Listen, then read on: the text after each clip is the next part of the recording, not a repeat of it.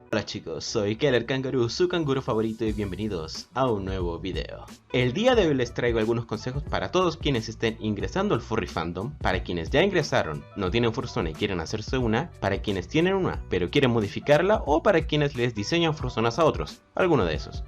En mi experiencia como ilustrador me doy cuenta que a la hora de intentar hacer algo sin precedentes en el diseño de fursonas, se tiende a repetir conductas y utilizar recursos que no aportan mucho al diseño de la fursona, o en realidad parecen buena idea en un principio pero al final no lo eran.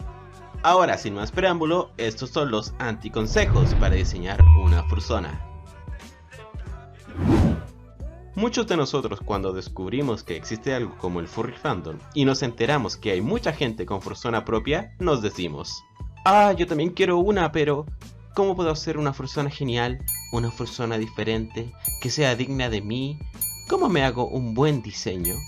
Para quienes no sepan qué es una fursona, les comento que hay todo un mundo detrás, pero a grandes rasgos es un personaje de invención propia que funciona como avatar. Yo lo uso para mostrar un aspecto de mi personalidad en un contexto determinado a través de este personaje. No hay que olvidar que diseñar no es solo dibujar algo. El diseño, entre otras cosas, posee una utilidad que puede ser comunicativa y una estética que puede ser un estilo visual, y cada uno de esos elementos incluye más disciplinas como la semántica, la composición, teoría del color, etc. Por lo general, todos nos hacemos o mandamos a hacer una referencia, que es simplemente una ilustración del diseño de nuestra fursona. No existe una receta para hacer una buena fursona, y tampoco esperes encontrar un video que te diga una fórmula. Y si alguien se adjudica esa potestad, no, por ningún motivo. Y lo otro, que algún producto gráfico me guste o no es subjetivo, pero no por ser subjetivo está absuelto de escrutinio. Analizando los elementos que componen algo podemos acercarnos a la objetividad y saber si algo está mejor hecho o peor hecho. Finalmente, el abanico de posibilidades de hacer una fursona es tan amplia que la verdad considero que es más útil decir cómo no hacerlas que cómo hacerlas. Por lo mismo, tú eres libre de no tomar en cuenta lo que te diré, pero si quieres un consejo a la hora de hacerlo tú, creo que esto te podría ayudar bastante. Número 1. Más de alguna persona dentro del fandom conoce a alguien que tiene una fursona que fue hecha en base a o con inspiración de. Bajo ninguna instancia basarse o inspirarse de obras de otras personas está mal. De hecho, difícilmente alguien puede crear algo de la nada. Incluso grandes artistas visuales aprendieron de otros artistas. El problema inicia cuando tu diseño propio, después de hacerle modificaciones, sigue aparentando ser de otra parte. Esto queda en evidencia cuando se le hacen cambios leves a la base de un personaje de alguna película, cómic o serie evidente. Un ejemplo que a mí me encanta es el caso de las fursonas hechas a partir de Pokémon. No me parece que tomar un Pokémon recurrente como Lucario, ponerle lentes y una camisa y luego decir que es una invención original sea muy creativo. Otra cosa que juega en contra de esto es que cuando aparecen series antropomórficas exitosas, consecuentemente aparecen muchas fursonas basadas en los personajes.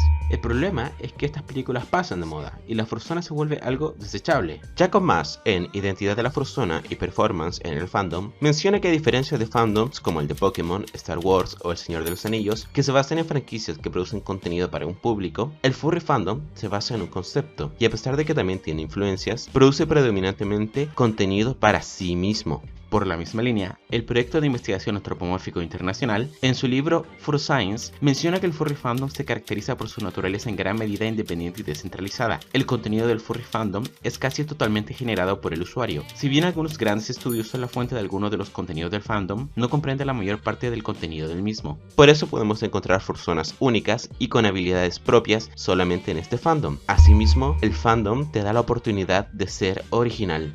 No considero que está mal hacerse fursonas basadas en alguna franquicia siempre y cuando se sea consciente de que así es, y va más allá de que en lo personal a mí no me gusten. De hecho, conozco a mucha gente que tiene fursonas basadas en Pokémon o Digimon, y la verdad no son malas. Además de evitar meterte en problemas con derechos de autor, prefiere hacer lo que ellos hicieron. Usaron de base un personaje ajeno y ellos mismos aportaron por lo menos un 60 o 70% de creación original. Si te basas en un Pokémon o algo así, te recomendaría que trataras de cambiarlo lo más posible hasta que el personaje que usaste en un principio se pierda y nazca uno nuevo. Número 2. Vasily Kandinsky, en su libro sobre lo espiritual en el arte, dice que las posibilidades de combinación entre colores y formas es infinita. Entonces podemos decir que hay un universo de posibilidades y completa libertad para crear algo, pero como dice el mismísimo, no hay libertad sin ley. Y en este caso, orden. Hay un ejercicio muy interesante que es el de reconocer logos o marcas a través de sus colores. Por ejemplo, estos. La elección de colores es importante a la hora de crear algún producto, ya que elegir colores crea una identidad gráfica. La identidad gráfica son todos los elementos visuales que buscan representar los valores, la personalidad o características de alguna marca, de una empresa, de un personaje o un producto. Cuando elegimos colores para algún producto, estamos creando una paleta de colores y asimismo formando una identidad. El proyecto de investigación antropomórfico internacional menciona que la parte visual en el furry fandom es sumamente relevante, y en el diseño, el color, al igual que la forma, es algo elemental. Los diseños de las personas son un producto derechamente visual, porque obviamente es algo que estamos viendo. Prueba de eso es ver que se ponen muestras de color en alguna parte de las referencias. Ahora, volviendo al ejemplo de las marcas, podemos ver que los colores que se usan son muy limitados. Podemos ver a McDonald's o Coca-Cola usando no más de 2 colores. No es que las marcas no tengan elección de elegir otros colores, sino que ellas mismas se definen con esos colores, eligen mostrarse al mundo con esos colores y a la vez la gente los reconoce por eso. Cuando elegimos un animal típico para nuestra fursona, por ejemplo un zorro, ponemos colores naranjas, o cuando elegimos a los lobos usamos grises o cafés poco saturados. Incluso se puede ver en el uso de colores de fantasía, pero usando más o menos la distribución de colores propia de cada especie. Por lo mismo, la elección de colores es deliberada y precisa. Si usamos un ejemplo de diseño cercano a las fursonas, están las mascotas. A mí me gusta mucho este. Ginga es la mascota olímpica de Brasil. Es un jaguar claramente de origen brasileño, ya que sus colores verde y amarillo son indicativo de eso. Sabivaca es la mascota del Mundial de Rusia, y en su uniforme están los colores de la bandera, que son 3, pero al igual que las marcas, si cambiamos los colores perderían gran parte de su identidad. El problema del uso indiscriminado de colores es que es un factor que alimenta el desorden y juega en contra de la identidad. Si cambiamos los colores se perdería casi en su totalidad algo que ya conocíamos por asociación. Un antiguo refrán dice, quien mucho abarca poco aprieta. Con el afán de ser de todo, al final terminamos siendo nada. Eso es claro cuando no determinamos una paleta o tendemos a cambiarla constantemente. Si hacemos eso, la identidad iría cambiando y cada cierto tiempo la marca o la fursona vuelve a ser desconocida. Por eso, se utiliza una breve cantidad de colores que se mantienen con el tiempo, porque las fursonas o las marcas representan una personalidad, un valor, una empresa o una persona. A Sonic lo conocemos por ser el erizo azul. Sonic posee esta paleta de colores propios. Si viéramos solo la paleta y alteramos los colores, difícilmente podríamos reconocer a Sonic siendo verde. El color rojo y azul son característicos de Mario, y el verde y el azul de Luigi. Con Kratos pasa algo similar, el color ceniza y la marca roja. En este video mostrarán algo interesante respecto a los personajes y sus colores. Otro factor importante del color es su capacidad de transmitir. Kandinsky menciona que el color es capaz de comunicar sensaciones. La percepción del color entra por el sentido de la vista, y por eso su percepción genera procesos mentales. De hecho, en psicología se trabaja con los colores. Se teoriza que para exaltar o estimular a una persona se prefieren colores como el rojo o naranja, y para la relajación o el apaciguamiento se usan colores como el azul o el verde. Lo mismo pasa con las marcas. Coca-Cola usa el rojo porque se menciona que el rojo es color de la felicidad, semejante a lo que hace la cultura china. Los productos naturistas usan el verde, ya que evocan a la naturaleza o el bosque, y Apple usa grises claros y blancos para transmitir pulcritud y sofisticación de sus productos. Difícilmente sentiremos tranquilidad y sosiego con luces estroboscópicas o el color rojo.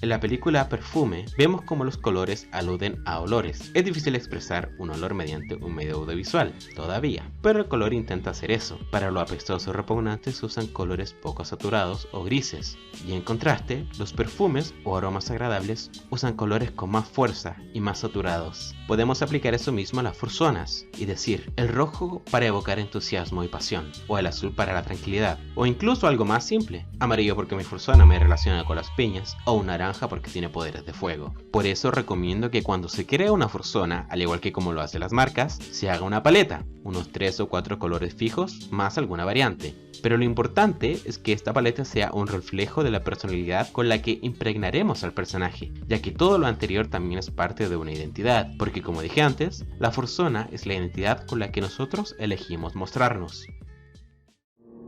Número 3. Esto no es algo que sea un problema desde un inicio. Teniendo en cuenta esto, un porcentaje importante de las personas que pertenecen al furry fandom no son artistas, y uno aún mayor no saben dibujar o no lo hacen dedicadamente. Por eso, es muy posible que hayas encontrado plantillas para hacer fursonas como esta. Si eres una persona que le cuesta dibujar o derechamente no sabe, puedes empezar usando esto en algún diseño. Ahora, si ya eres iniciado como dibujante, esto puede empezar a quedar atrás. Cuando diseñamos una fursona, algo básico es elegir la especie. Según el proyecto de investigación antropomórfico internacional, las especies más usadas son los lobos, los zorros, los perros y los híbridos de los mismos. Sin embargo, algo de lo que me he percatado es que no se pone énfasis en la forma. Usualmente se utiliza una base genérica donde el único elemento diferenciador es el color y cómo se distribuye. Para el zorro naranja, blanco en el pecho y la punta de la cola y patas cafés. Y en el lobo la mitad gris oscuro y la mitad gris claro. Hay elementos que los diferencian pero levemente. En sumatoria, parece que la forma queda como algo secundario, y eso me parece que es ir por un camino equivocado. Por ejemplo, si comparamos a Legoshi con Shiro, en cuanto a colores y distribución no son abismalmente diferentes, pero la forma de su talante nos entrega mucha más información. Una serie de personajes corresponde a la misma especie utilizando colores muy similares, pero la forma y el estilo de la línea nos hablan de diferentes autores, actitudes y de estética. Me gusta este caso porque cuando yo estudiaba manga, me mencionaron a los ojos de zorro. Mi profesor de ese entonces me comentaba que se usaban para darle a los personajes un carácter adulto o de soberbia, no así los ojos grandes que son más típicos para personajes jóvenes o infantiles. ¿Pero por qué se llamaban ojos de zorro? Hace un tiempo vi la película de Estudio Ghibli, Pon Poko, donde los animales podían transformarse en humanos, y luego vi a este tipo, y me dije de inmediato, ese no es un mapache, es un zorro. Y efectivamente lo era, y solo mirando que el tipo tenía rasgos más finos, indican que correspondía a un animal diferente, y asimismo, los más redondos corresponden a los mapaches. Posiblemente responda a una estética cultural de cómo los japoneses ven a un zorro o un mapache, pero no deja de ser un ejercicio de formas y una manera de captar la esencia de un animal. El reino animal es tan variado en especies que hay diferencias dentro de las mismas, y algunos dibujantes entendieron eso muy bien, y de hecho, en la misma película podías distinguir a mapaches diferentes. Esto es importante porque significa que los animales se diferencian de otros empezando por la especie para luego diferenciarse de ellos mismos por su semblante o su propio gesto. Entonces, cuando un personaje aboga hacer algo, además de que sus colores lo digan, la forma también debería. Los animales son seres que existen en la vida real y que tienen una estructura propia y un semblante propio, y cuando los dibujamos intentamos captar su esencia visual y plasmarla en el papel.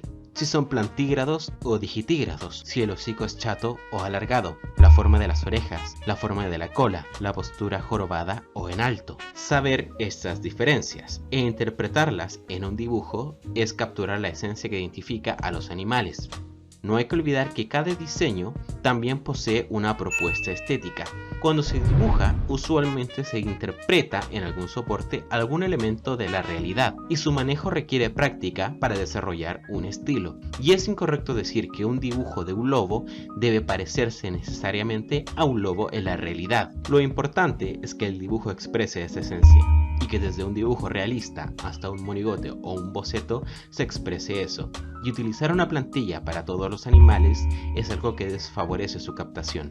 La forma también dice mucho de los animales. Difícilmente se podrá distinguir un perro border collie de un gato con los mismos colores si la forma es casi la misma. Hay mucha más riqueza en dejar de hacer esto usando un mismo esquema para todas las especies que se dibujan y empezar a enriquecer la forma para que también hablen por su personaje, para no caer solo en los cambios de skin.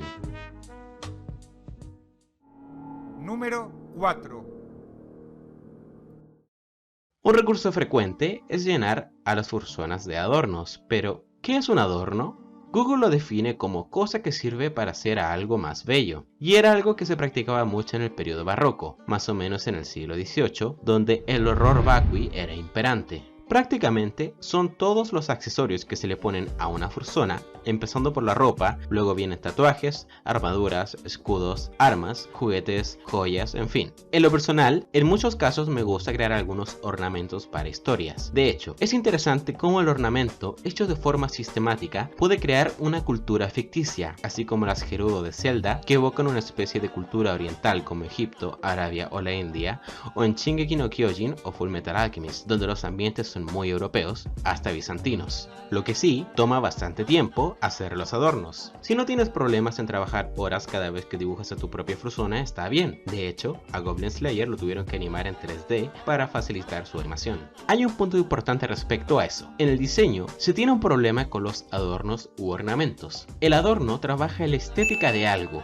pero posee poca utilidad. Es decir, muchas veces, adornar no aporta en nada al producto. No lo hacen más atractivo, no evocan una historia detrás, ni le dan un significado a lo que se pretende expresar necesariamente. Y la mayor parte de las ocasiones significan un gasto de tiempo y trabajo que podría ahorrarse para otras cosas. Al personaje lo hace más complejo y difícil de dibujar, pero ¿necesariamente mejor? La complejidad no es sinónimo de profundidad. De hecho, Adolf Loos, en su ensayo Ornamento y Delito, habla sobre cómo el ornamento es algo que utilizaban los hombres primitivos para diferenciarse entre las tribus, pero que la modernidad es algo que ya significa otra cosa y hay que superar.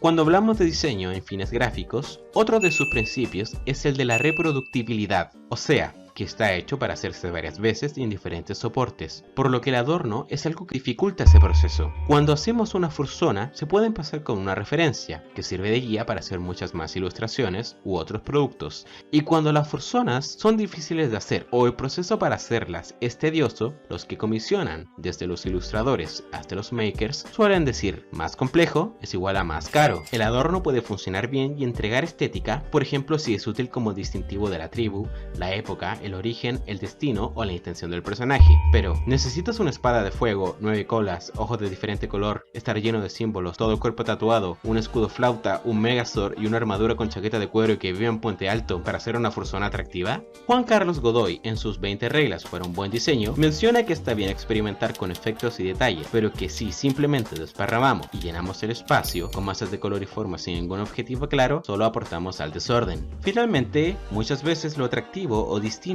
va en otras cosas, como en el gesto. Si son nuevos en esto de hacer personajes, usen el clásico consejo de menos es más. Si hacen un personaje agresivo, prefieren una cicatriz y una expresión de desdén antes que una armadura de oro y una espada de fuego. Si quieren un personaje carismático, prefieren hacerlo con una sonrisa y con ojos y orejas grandes en vez de un vestido súper elaborado con dibujos de gatito. Si quieren un personaje que represente una cultura, prefieren usar animales y rasgos de la zona antes que llenarlo todo con símbolos o ropa folclórica de un lugar evidente. Hasta el mismo Luz lo decía, la falta de ornamentos es signo de fuerza espiritual. Por eso, la esencia es lo principal antes que los accesorios. Estos fueron los anticonsejos para el diseño de fursonas que son recurrentes y que me parece deberían corregirse. Nuevamente, el diseño de fursonas queda en el estilo y objetivo de cada creador. Al final, el resultado se mide en si el personaje transmite lo que deseamos y nos ayuda a identificarnos como queremos. Si quieres que veamos más casos, o tienes alguna duda con algún consejo que te hayan dado, o si te interesa saber a profundidad qué es una fursona, o incluso en qué se diferencian un antro de un feral, háganmelo saber en comentarios. Creo que serían buenos videos porque he visto eso y hay mucha información muy poco precisa dando vueltas por ahí de forma muy generalizada. Recuerden dar like al video, suscribirse y compartir. Pueden seguirme en mi Instagram y Facebook. Además, pueden escuchar mi podcast Furry Media, el podcast furro más bacán de todo Chile. Se los recomiendo caleta. Chaito.